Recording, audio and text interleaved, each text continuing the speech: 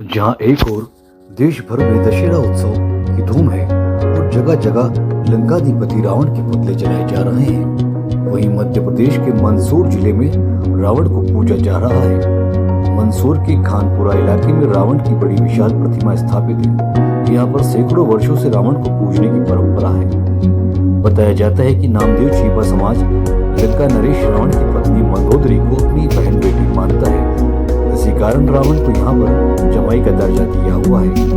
दशहरा पर्व आने से पहले नगर पालिका द्वारा रावण की इस विशाल प्रतिमा को रंग रोगन किया जाता है और सजाया जाता है। यहाँ पर आकर्षक रोशनी भी की जाती है। दशहरे के दिन सुबह से लोग रावण को पूजने आते हैं। ढोल नगाड़ों के साथ विधिवत रूप से रावण की पूजा अर्चना कर उन्हें दशहरा पर्व मनाने का निमंत्रण भी दिया जाता है। यहाँ पर रावण का पुतला जलाया नहीं जाता बल्कि वध किया जाता है।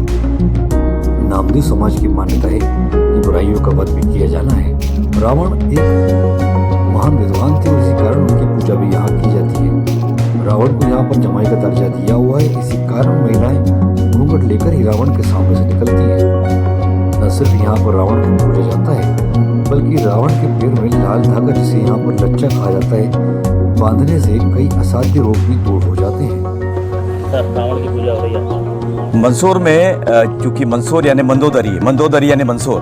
अब मंदसौर है तो फिर रावण का ससुराल है। अब इस वक्त रावण के ससुराल में ही मौजूद है और रावण का ससुराल यानी मंदोदरी का मायका।